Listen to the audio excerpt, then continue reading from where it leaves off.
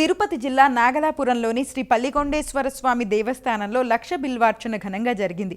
తొలుత విఘ్నేశ్వరునికి ఆలయ అర్చకులు పూజాధికాలు నిర్వహించారు.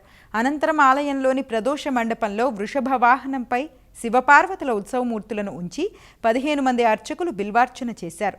సాయంత్రం నిర్వహించిన మహాదీపారాధన కన్నుల పండుగగా కొనసాగింది.